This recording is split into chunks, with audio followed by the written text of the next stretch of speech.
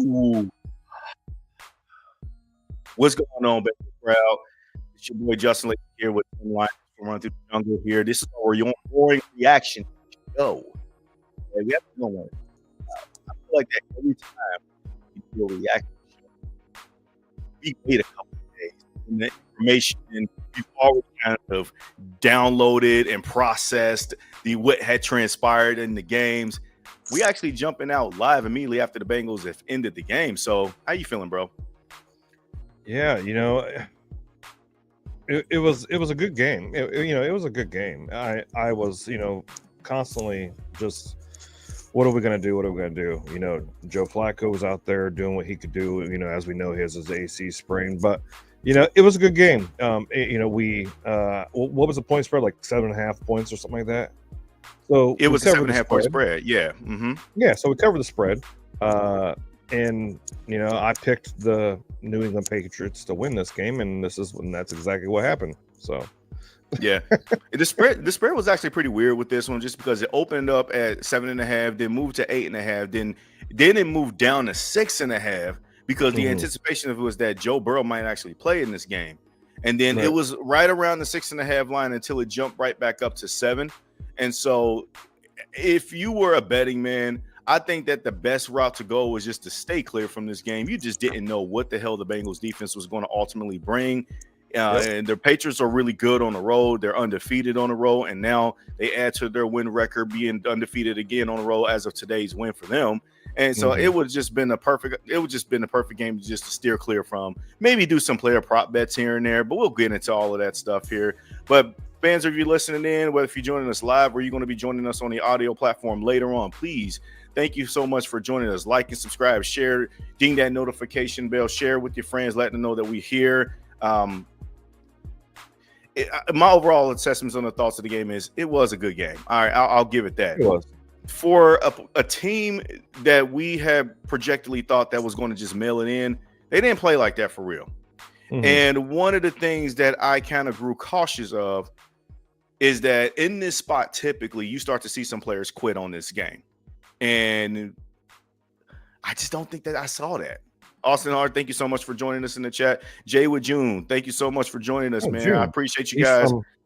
June is from the Detroit podcast. Okay. I'm losing my Bleachers of Speakers. I'm sorry, Bleachers of Speakers. Welcome, June. Nice to see you, bro. buddy. Hey, thank you for joining in on this, man. Did the Lions pull off their comeback win? I knew that they took that game into overtime. I'm actually going to go and check the score now. Yes, they did. They pulled off the W, the comeback win against the Giants, man. Again, that could have been a trap game. If you joined us on the Pick'em show, you would have heard me say that could have been a trap game for the Detroit Lions with the Giants coming in town. But they held on. They battled back and then won the game in the end. So tip my cap to the Lions there. It was a lot of fun football over the weekend, and just this Sunday, 1 o'clock slate of games was actually pretty good. And then we're projected to get some more good football the rest of this 4 o'clock window and going into the Sunday night game. We'll see how the Monday night football game plays out. But anyways, enough of just the general overview state of the affairs here. We got to get to the reaction about the Bengals losing to the Patriots. Before I pass it over to you, Tim, I think one thing is important to kind of bring mention is, after just talking about like the Bengals team players may potentially quit on this game, but I think that is one point to mention that we should have saw Joe Burrow in this game. Yesterday, it was ruled that he was going to sit out and they weren't going to activate him off of IR. That was a late decision that they made on Saturday. But the announcers even said that they expected that he wanted to play. He feels good. The toe feels good. His body was sore a little bit from practice. And right now he's just in his rest and recovery stage of mind. But Tim, how do you feel about them making a call to not activate Joe Burrow off of IR and then just kind of letting him sit for another game before the Baltimore game? At this point in time, with Joe Flacco's arm being the way it was with his shoulder injury, I would have had for me to be the front office of the Cincinnati Bengals, I would have had a hard time not starting Joe. Like, it would have been a hard thing because, as we've seen, Joe Flacco was out there. He didn't have a great game. He was 19 for something and 100 and some yards, a touchdown and an interception. He wasn't having a great game, and you could tell that his shoulder was bugging him. But I'm gonna tell you this right now, Joe Flacco, man, he's a warrior. He's out there he knows Joe Burrow's coming back off the IR. He knows Joe's going to be coming soon. But I would have had a hard decision if I was the front office, because from what Joe said in his interview with I don't remember who it was, Katie or somebody, I don't know. Before the game, he said it wasn't his decision.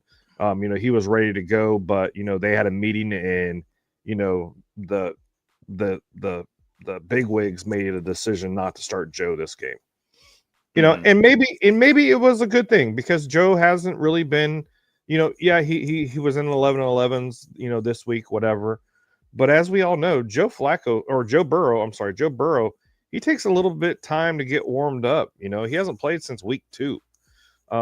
Was it a good decision not to start Joe?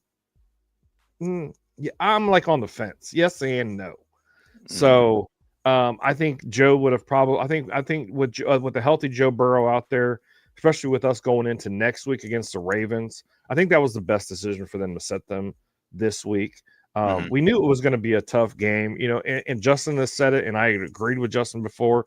The Patriots, they're not a team to be scared of. They're honestly not a team to be scared of. Yeah. We got beat 26-20. We allowed one passing touchdown. Or no, it was a rushing touchdown. I'm sorry. I think it was a rushing. I don't remember. Anyways, it was a passing touchdown by Drake May. And then a whole bunch of field goals. So, my reaction though, to get into this roaring reaction of it all though is, the defense showed a promising. They showed promising, effort. Sorry, I was trying to get that word out. A promising effort this week. They only allowed one touchdown. Yeah, they allowed all these, field goals, but they had a great goal line stance that was just going back and forth with pass interferences and all this other crap. And they made a good stance. It was nice to see that defense played good.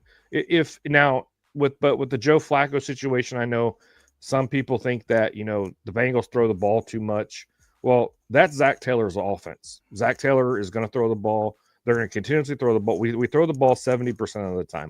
I don't care if Joe Burrow's in there, Joe Flacco, or Jake Browning's in there. We're going to throw the ball 70% of the time. And if you don't like it, unfortunately, it's not going to ever change. Until Zach Taylor exits the building, we're going to keep running the ball or passing the ball 70% of the time. All right. So you mentioned it already. Let's go ahead and assess the defensive performance. Oh, I'm sorry.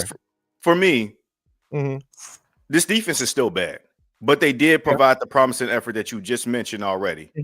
They started the game in the first quarter, forcing a couple of 3-and-outs, got a pick 6 on Drake May, made Drake May uncomfortable. And it looked like that, okay, maybe we have something here. Okay. It's not something that I'm going to willing to bet that is going to repeat itself on a week in and week out basis, but you can tell that they really took it to heart after the debacle in Pittsburgh last week. And then the couple of weeks prior, during the bye against the Bears and the Jets. Look, this defense has just been stinking and then terrible all season long. We know this. But today was somewhat of a solid day in the solid production of it today. You mentioned they got the goal line stand. They could have gotten boat race, because if the Patriots would have figured out a couple of other different play calls, they could have probably damn sure put up 30-something plus points. Today was the first day that the Bengals as a whole team did not allow 27 points today or more over the last several games, plus dating back even into the last season. The Bengals only allowed 26, but I think that that's kind of like fool's gold magic there, because if it got to the point, but again, we can't play this woulda, shoulda, coulda thing, because at the end of the day, the scoreboard is 26-20, not 27 again, which we were all clamoring about. Like, we know that they're going to get at least 27. Well, they almost got it. I also think that the sucky part about this defense is that even when you have good performances like DJ Turner pretty much locking up Stephon Diggs the whole entire game. That dude only had 2 catches on the whole entire game. Then you go to other guys and they get picked on. Dax Hill was just absolutely just dominated on apart against today, man. Yeah. And the pass rush, they still taking bad angles. You know, Miles Murphy had an opportunity with a nice pressure to get a sack, and he just takes a bad angle. Drake May easily steps up and then floats one to Hunter Henry. He was wide open with busted coverage and then scurries into the end zone like it was just nothing, man. And I was just like, okay, yeah, this is still a bad defense, but they had their moments. And when it came down to the final end of the game, when they were on the field, they gotta stop when they needed us when we needed them to get a stop. Right. And so at the end of the day, I think my overall vision and viewpoint on the performance of the defense is that they weren't bad, but we still know that this is not sustainable unit to be able to really continue down the stretch, because you still got to get some talent on this field. You still got some talent on this roster here. You still got to shake the dead weight of what you're seeing some of these players. I give my credit to Geno Stone for an excellent game that he's played today. He got a pick six, a couple of tackles for loss. He was in on that goal line stand when the Patriots went for it on fourth goal. And then kudos, because even during the pass interference call that gave him a fresh set of downs on the goal line, they still got the stop. They still got the stand. Any other teams in that situation would have folded and easily got an easy score. And I was thinking that the same thing, like, bro, yeah, they just gonna walk in and get a score. It was good for the defenses to still stay strong in that instance. So I'll give them a C plus. How's that? Yeah, C plus. And I can agree with you on that. I give them a C plus.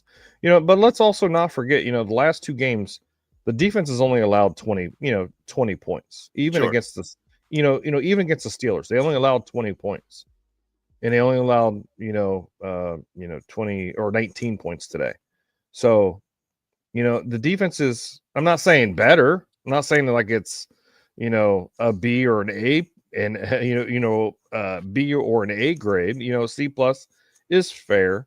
But one thing though is that really affects that grade is the tight end coverage.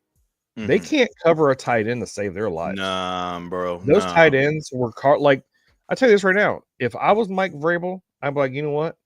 You look for the tight end every single play. Tight end every single play. They probably would have scored 2 or 3 more touchdowns if they would have kept throwing it to the tight end, because nobody can cover them. And then you got Dax Hill over there just getting roasted. He was just getting roasted after roasted. And then he had that PI. And I'm like, it was a bad day for him. Bro. Yeah. It was awful. It was just awful. But this defense will never get better until next season if we make off-season moves. You got to make some and you got to make some draft better. Yeah, you just got to make wholesale changes, Dax Hill, I think it is worth noting that he was playing out of position a lot in this game, trying to play the coverage on the outside boundary corner. But at the end of the day, man, like, you were playing outside corner before you got hurt last year, and we all thought that there was a little bit of hope that we got a number 2 corner outside of CB at CB2, because we thought that we can rely on Cam Taylor-Britt. We couldn't. And then Dax Hill was the one that we started, developing that kind of hope for. So even though he was playing out of structure from his natural position, like we believe that he can play like within the slot, I'm not giving him that excuse at all. Like, you still are CB2 on this team. Right. DJ Turner is CB1. Okay, Cam Taylor-Britt has been benched, come back, whatever. Injured, done.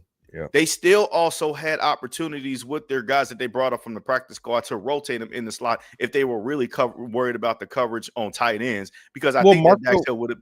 Well, he was hurt. Yes, Marco Wilson was hurt. But you brought up Jalen Davis from the practice squad. You still had GJ Ivey that you came up that got in some active game time.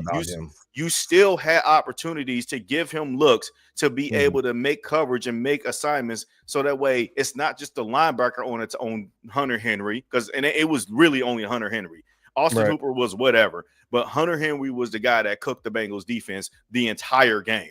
And you could have matched up Dax Hill a little bit better in that sense, even though he was getting roasted, because they were picking on him. They were literally trying to find our weakest corner, which was Dax Hill today, and then say, hey, you go on him. The ball's coming to you. Mac Hollins had a big catch over him.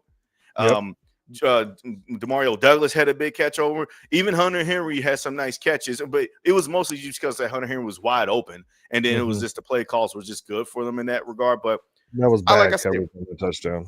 no, it's busted covered. There was nobody in the within 15 yards of him. So yeah, I was just like, I was confused of where the hell who was supposed to pick him up. Like, who there was nobody around. Like nobody was around. You know, he could have literally walked in that. Well, he did walk in that end zone pretty much. It was just open. It was awful. But you know what? The defense have gotten a lot of shade and criticism, rightfully so. They deserve it. But I'm not going to criticize them as much today.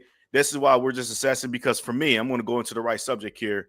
The next subject here. For me, I think the story of the day is Joe Flacco is the Flaccavelli magic is done. Okay. I understand that you rattled off his numbers here, but he was bad today. He was bad. He did. Especially in the first half, just horrible decision making. The pick six was clearly your fault. You clearly saw that you should not have thrown that ball.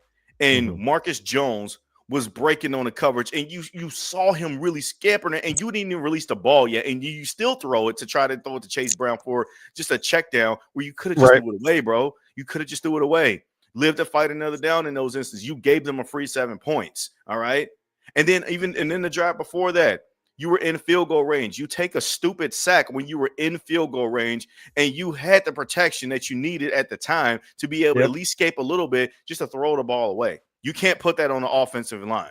The offensive line actually played pretty solid today. He just sat there for it was just way too long. He was waiting way too long. It was way too long. Now I get it, man. Jamar Chase is not playing today. This game really echoed the value of what Jamar Chase brings on this offense, because when he's not on the field, as much as I love T. Higgins, the offense just does not function. It spins its tires way too often. And the only quarterback that can really overcome a loss of Jamar Chase, if he's missing a couple of games here and there, is Joe Burrow, who is also out, as we already know. But Joe Flacco, and I'm not going to say that, oh, man, he's done. I don't want him starting anymore. He got us to this point, and it's not his fault that most of his fault that the Bengals have lost a lot of these games. But I think it's worth noting that the Pittsburgh game, a lot of that had to do with him playing bad football. And then in this game today, a lot of overthrows, a lot of incomplete passes that was just, dude, where the hell are you going with that ball? Like, you're overthrowing guys, like even simple crossing pattern routes. You're overthrowing guys to the point where it's like, if a Patriots safety was right there in a position to catch the overthrow pass, kind of like the Geno Stone interception pick six, that could have been Flacco. He could have had 2 or 3 interceptions like that, but he didn't. He had the one stupid, ill-advised pick six because I don't know why he just made a bad decision, bad call like that. Those two really hurt the Bengals' chances, because as you saw, when they got back down on the field, they couldn't really score anything until it was late in the fourth quarter with the Mitchell Tinsley touchdown. And then the final drive, and I hate to say it, I love everything about like how it was developing. Like, okay, this is what you wanted. The ball's in your hands. Let's see what you can do. The game is on the line. You're down 6. You need a touchdown to win. Can you get the touchdown? You had plenty of time on the clock. And I'm just seeing these throws, like these throws are just bad. But I also think in large part is because he hasn't really had enough practice reps with the guys that were playing, that were the pass catchers. Yoshi went down with the injury. T. Higgins suffered a concussion in this game. It was just Mitchell Tinsley and hope. Okay, that's all basically it was. You tried to utilize Mike Gesicki a little bit, but it didn't work out. But also at the end of the day, man, Joe Flacco, he just wasn't good enough to be able to sustain. And I do give him credit to getting us there this far. That shoulder injury, you can tell that sprained MCL in his shoulder joint, it was bothering him. I saw that last week, and it was clear and evident that, like, man, he got to sit down, bro. He got to sit down. As much as I hated Jake Browning coming in for that one snap, at least it was a healthy quarterback taking the snap and got the first down for that matter. So shout out to you, JB, on that one. Jake Browning, I should say. But Tim, am I crazy to think this way about Joe Flacco? So, I'm not going to say his magic is gone. I'm not going to say that. There's been some circumstances. Joe Flacco, he has probably thrown the ball, I don't know, I'm going to guess, probably 320 times in these 6 games he's played for us. the law. He was 1-4 going into this game. He's 1-5 now. He did what he did what he could do. Yeah, the interception was his fault. He didn't play a very good game today. Last week, yes, he did not play a good game. He's part of the reason why we lost as well. But if you think about it, if we win those other games that he did play, we might be 3-3 and whatever, 3-3 with him. We'll put it that way, 3-3 with him. I'm going to give him credit where credit is due. When you're in your 40s and you're dealing with an AC sprain or any sprain at all, it's tough to motivate yourself to go out there, especially with him using that same shoulder, throwing the ball 30 to 40 times a game. I'm going to give him credit where credit is due because he's a warrior. He came to Cincinnati on a short notice, short week. Has been with us for these last 5 or 6 games. I think it's 6 games. I want to say this was his 6th, but he's done what he could do. He's served his. This trade was a great trade. I don't care what anybody says. If you say anything differently, shut the hell up. It was a great trade. Yeah, it was a great trade. It saved us for the disastrous functionality of what would have been Jake worse. Yeah, it could have been a lot worse. It could have been, even though we're 3-9, whatever. It is what it is. Or no, we're 3-8, right? 3-8. Yeah, we're 3-8. Yeah, we're 3-8. All right, 3-8. My bad. I was counting the weeks. I was like, oh wait a minute, we just had a bye week, so we're 3-8. We might be 2-9 right now if we had Jake Brennan was still playing. But Flacco, is the magic gone? He's 41 years old, bro. When you're 41 years old, why don't you go out there and see if you can do it? I won't say it's gone. I say he's still got it a little bit. I still believe he's got it in him. But if you give him a couple weeks off and let that shoulder sprain heal and get better, I think Joe would come out there and play like Joe Flacco does. But Joe, like I said, Flacco is a warrior. He knows Joe Burrow's coming back. He was like, no, I'm gonna go out there. I'm gonna sling the rock as much as I can and do what I can do. Thank you, Joe Flacco. This might be the last game that we see of Joe Flacco for the entire year. So, Joe Flacco, thank you so much for coming to Cincinnati. And there's a possibility that, Pittsburgh might have a quarterback job for you next year. So you can get your final stone for your freaking infinity glove and complete the AFC North. The AFC North. The AFC North. Yep. Yeah. So, but yeah. Look, I'm going to just say this, though.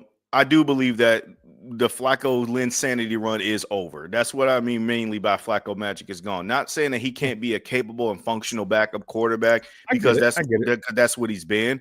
I think that it was always unfair to expect that level of starter-esque play out of him because of the numbers that we've seen him put up.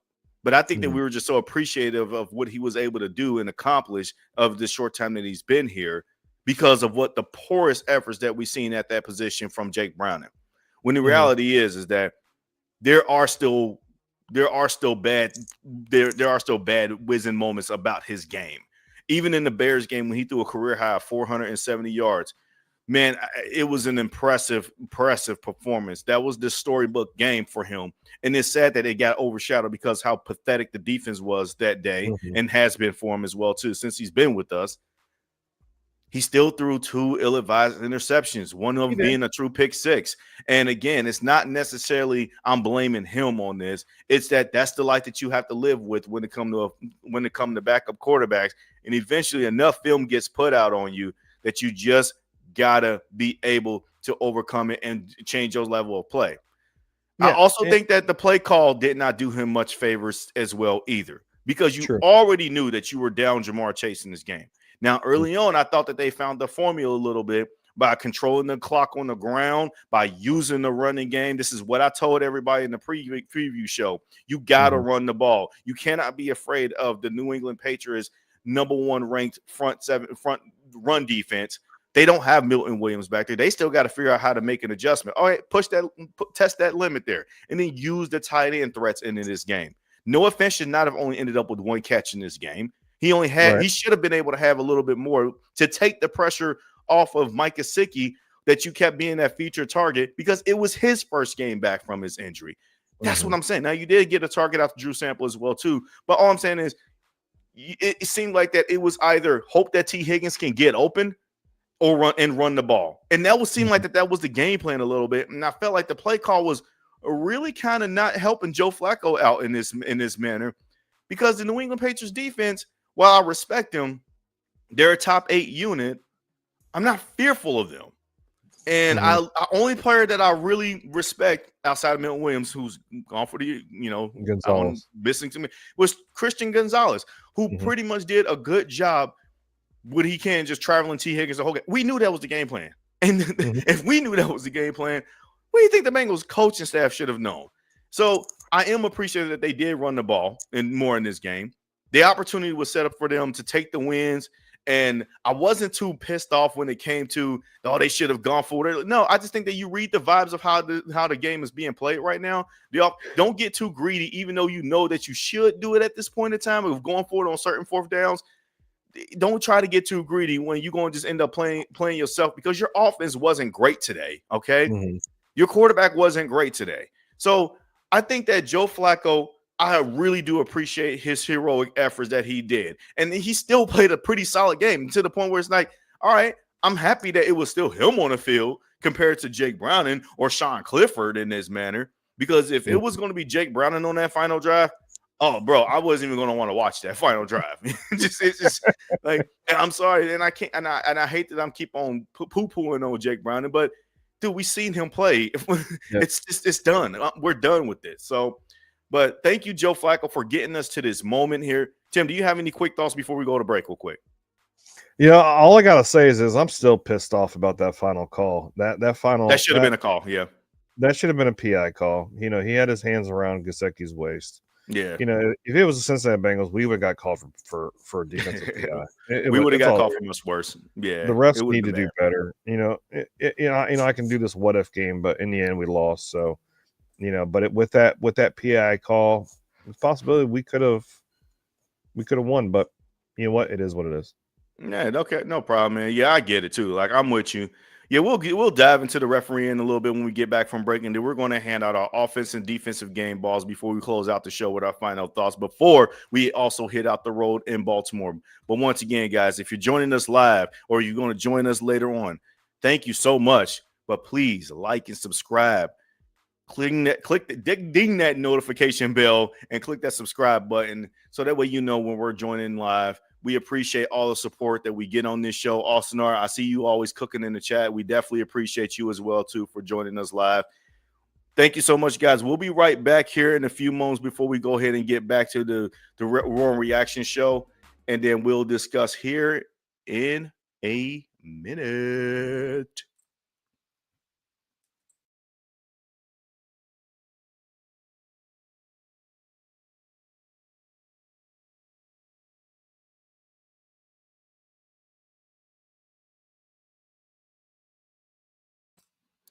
All right, and we are back. Thank you so much, guys, for once again joining us on the Raw and Reaction shows, courtesy of our Running Through the Jungle podcast here. Ooh, I did not mean to do that part.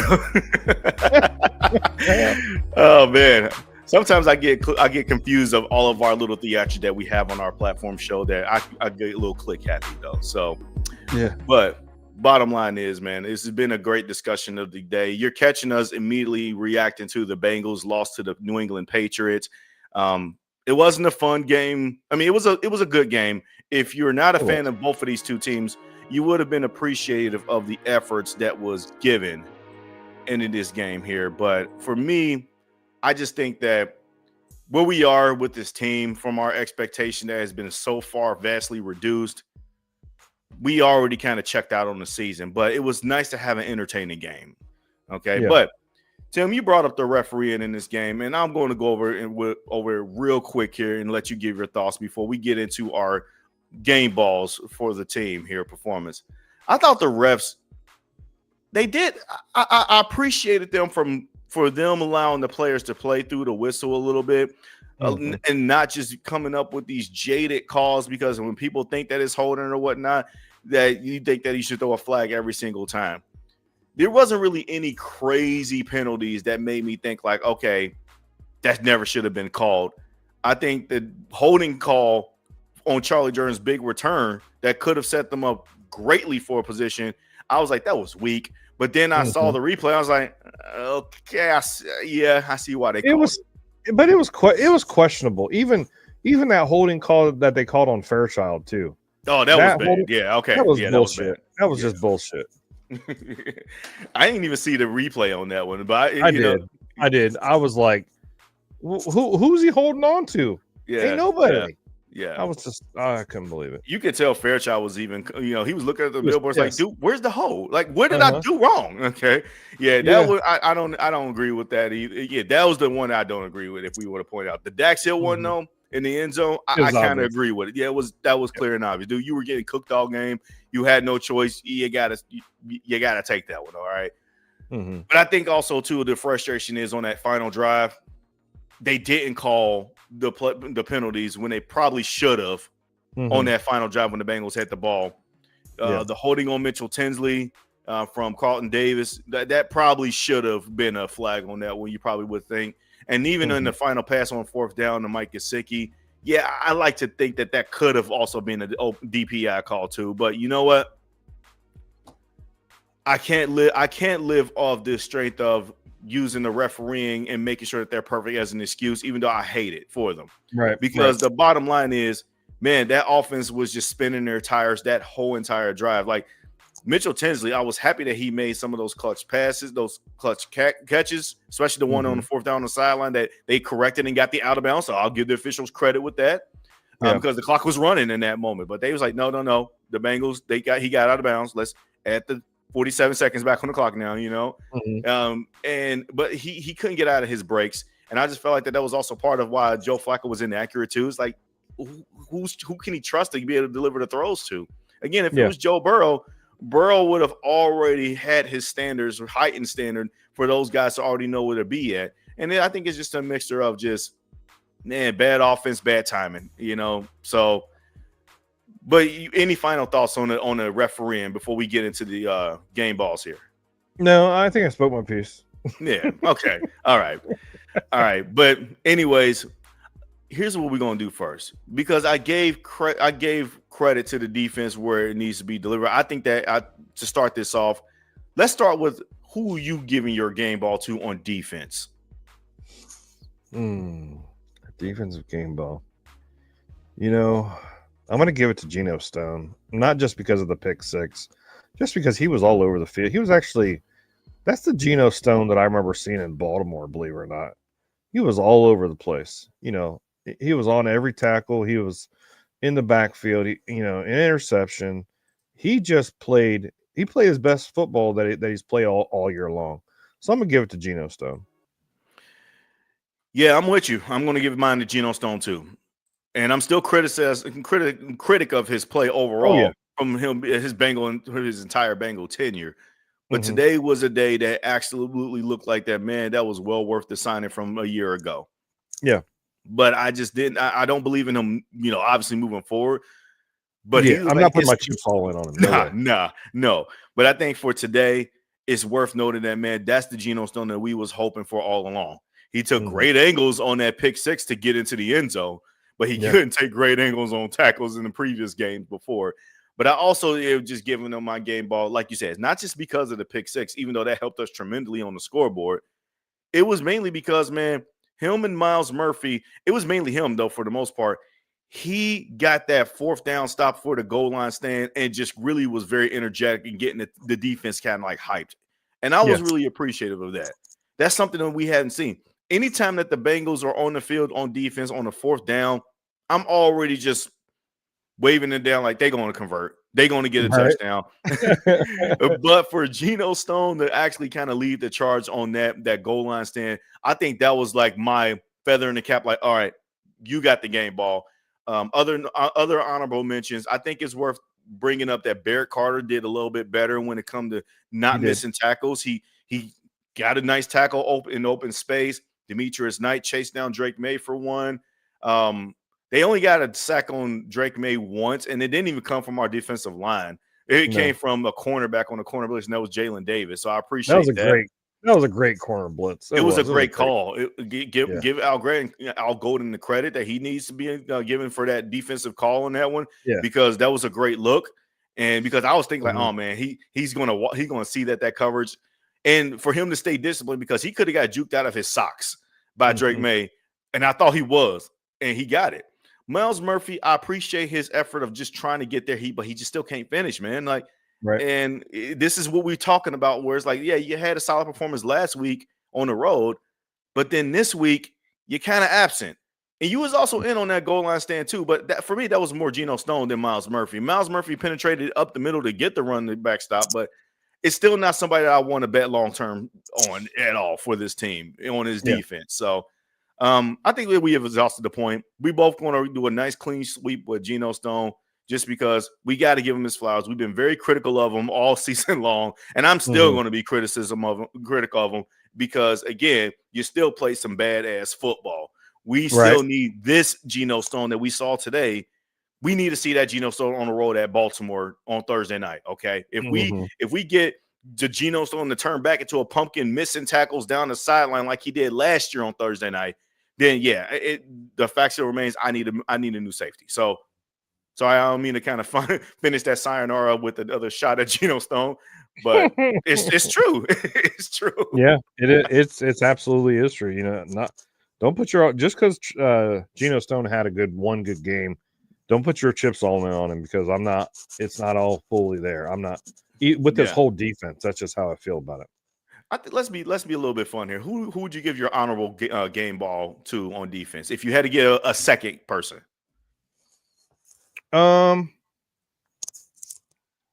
Second person, probably. You know what? I know he only, I think they only called his name once during the whole game, but I'm gonna give it to Chris Jenkins. Chris Jenkins, he went in there. He coming from a defensive tackle stance to get in there, get that pressure, and get his hand up to knock that ball away. Also, or to tip that ball. I would say Chris Jenkins. Okay.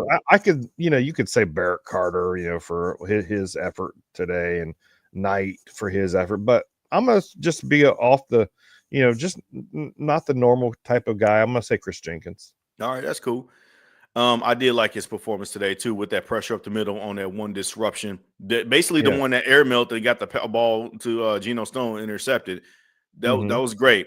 And like I said, Chris Jenkins was part of that early bird wrecking crew in the first quarter that made Drake May look like he was garbage juice. Dude, he was terrible.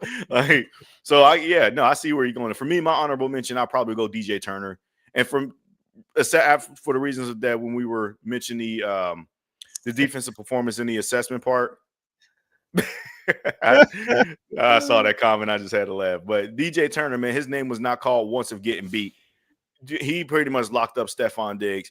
All the bettors out there had player prop bets on Stephon Diggs to be over the 59-something receiving yards, and he only was locked down for he only had 2 catches for like 20 yards or something. He was, I forgot he was even on the team, to be honest with you. And that's because this DJ Turner. Then he got that one interception. I was like, oh yeah, Diggs is on the team. I forgot. Yeah, he got that one. He got that one reception late in the fourth quarter when the Patriots needed to convert a first down. There he was. He took a nice little hook route and then just got a first down. But like DJ Turner did his job, basically taking him out of the game, because at that point I was thinking like, where's DJ Turner at? And it's like, no, he's doing a good job. His job, going to Drake May's favorite target and making him a non-factor today. So I really, that's why I'll give him my honorable mention. But again, overall, the game ball goes to Geno Stone, and I'm not going to throw no parting shots at Geno Stone. It's going to you, bro. It probably might be the only one that you might have for the rest of the year. There it is. He couldn't help himself. I couldn't help it. I couldn't help it. All right, man. Look, bro. Okay, no, we going to offense, bro. We go offense, bro. Gino, if you listen to this show later on, I know we're a small podcast, not a lot, but here, if you listen to this podcast, bro, I'm sorry, man. Look, you deserve it, but we going to offense. We going to offense. All right, I'll bat lead off with this one here, bro. For me, it's going to be Chase Brown. I think my prediction holds up with he was the answer on offense today. The bell cow running back that you needed. You really wasn't getting much with anybody else from the running back position. I know that we try to put Taj Brooks back there to get, so he just doesn't have the burst, in my opinion, yet. No. Kendall Milton or whatever the other Gary Brightwell, okay, whatever. It's Chase Brown. You feel good about the running game when that guy's in the backfield. And to test the limits of that, the number one ranked Patriots run defense, I was happy with his performance. So, yeah, that's why I'm going to go with Chase Brown. What about you?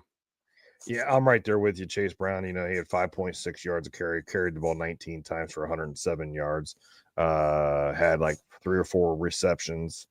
Chase Brown is just, there's no running back in the NFL like Chase Brown. Chase Brown is like, when he gets shot out of that cannon, you better hope you stop him right then as soon as he hits that line of scrimmage, or he's busting. So, run the damn ball. Chase Brown, you got both of our offensive game balls. My honorable mention, though, because I brought it up on the Running Through the Jungle podcast, I said my offensive game ball was going to go to Tinsley on Wednesday, because I thought maybe he'll he'll get some playing time or whatever. And as we've seen, everybody was falling, and Tinsley was the guy catching a touchdown in the end zone. And I was like, whoop, there it is. There's my Tinsley 1 touchdown in the game kind of call. So Tinsley, you get my honorable mention, buddy. Yeah, for my honorable mention, I think I might go with Mike Gesicki. First game back, he was the Energizer Bunny in the first half to basically get the offense going as far as like from the passing perspective. And it was just nice to see him get out there and play again, man. And I really you really appreciated him when he was gone and he was missing. It's really so hard to kind of like forget that he was a part of the passing game, because the Bengals offense was looking pretty good, when they was going against the Steelers the first time, the Jets, the Bears. But when he wasn't on the field, man, and they needed to have a reliable target in the tight end room. Yeah, you can throw to Noah Fant here and there, but we also saw Noah Fant fumble the ball, and it was a scoop and score last week. And I think they were kind of gun shy a little bit of giving him more targets this week. You can tell, because he only had the 1 catch. So my honorable mention would be going to Mike Gesicki as well too. But I really did appreciate Mitch Tinsley coming in and catching a touchdown pass. And this was after I was shaking my head like, man, T. Higgins is hurt. His head hit the turf, and I was like, man, who are we going to throw the ball to now? And then boom, this kid's catching a touchdown. And I think that set the tone for Joe Flacco to be like, all right, that's going to be the guy. I'm going to try to get him more targets. Yep. If we get the ball back, I'm going to try to find him a little bit more. But again, just not enough reps. So, but overall, Chase Brown, he gets the game ball as well too. And I do like what you said about saying that he's kind of like that unique running back. I think you can point to a lot of running backs that's better than him, obviously, right now, like a good handful. But they don't have that style. They don't have that style of running that he has. Well, it's one of those things that what we've getting from him is a lot like what we've never really gotten from like the Joe Mixons of the world, maybe a little bit of Samaje Perine. His pass protection is just absolutely phenomenal, man. And on top of that, he's a great receiving threat out the backfield. You just got to throw an accurate pass, because sometimes he does drop the ball. He bobbled and dropped a couple of them today. But he's so dynamic. He was the reason, like, this is the guy that's developing coming into why we said you probably want to draft him on your fantasy roster, because he's going to give you points, because he can run the ball elusively. And he did exactly that. We were just so mad of how the offense performed early on in the year. And then Jake Brown had coming in the fall, and then we did nothing. And then Joe Flacco comes in and sort of steadied the ship. And now all of a sudden the running game looks better. And it's because now we can see the fruits of Chase Brown's labor of like, this was what we wanted from the running game. It's an efficient rushing attack. But again, it's only because of him. It ain't nothing else that any of these other running backs are doing, even though I will give some credit to Samaje Perine, but he ain't playing right now. Oh, so, definitely. Yeah, definitely. If and when Samaje comes back, we're going to see a little bit of balanced running back. Of course, Chase Brown's going to be our number 1 always. But Samaje brings that. Samaje is that, looking for contact, I'm going to run your ass over kind of running back. So, for sure. All right, man. That's it, guys. We guys appreciate you guys for joining us here for Run Through Jungle, the reaction show. Before we get out of here, we got to give our final thoughts because Thursday night game, we're going to be on to Baltimore for Thanksgiving.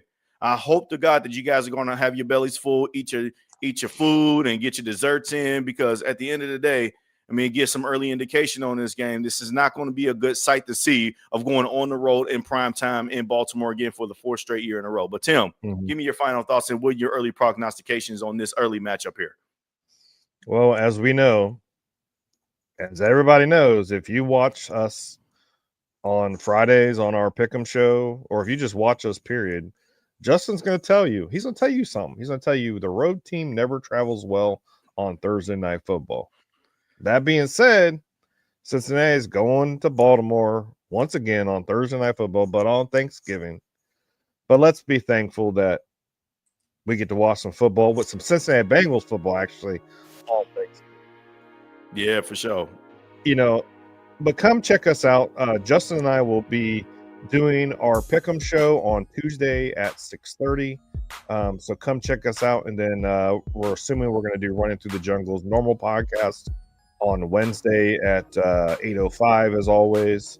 And then our roaring reactions for the Thursday night game. It's going to be kind of a floating show. We don't know what time we're going to do it, because it's Black Friday. I got to work. Justin's going to be gallivanting throughout Ohio doing his thing. So we're going to try to get together. Maybe Brandon will show up on some of these shows too. But anyways, thank you guys again for watching, for listening. Who Dey? You throwing some shots at Brandon Thomas. He'll show for some of ththese shows. Brandon, you catching strays, Brandon. Hey, you better get your boy, bro. So we need you on the show before you can start catching strays here. Hey, look, I guess my early prognostication regarding this Ravens game for the Bengals going on the road at Baltimore is that, look, I'm just going to be excited to see Joe Burrow play football again. Mm-hmm. If this is the game that we have already highlighted that he was going to make his triumphant return, I can't be more thrilled to see him come back on the stage on a Thanksgiving holiday night. Now, win or lose or draw, whatever. I mean, the season's about over with anyways. You're sitting at 3-8. I highly doubt you'll be playing for much, but you know what? Play for some pride here. Your quarterback one is coming back in the fold. You're going to get Jamar Chase back on the fold. It's time to play like you mean, like this team still matters here. You can pull off some upsets here. You got 2 games against Baltimore in a 3-week span, and plus a sandwich road game against the Bills. Man, spoil somebody's fun. So that's what I'm looking forward to the most, I guess, when this game comes up and this kicks off, though. But guys, thank you again, man, for joining us. We appreciate you. We'll see you next time as we are running through the jungle, roaring reactions.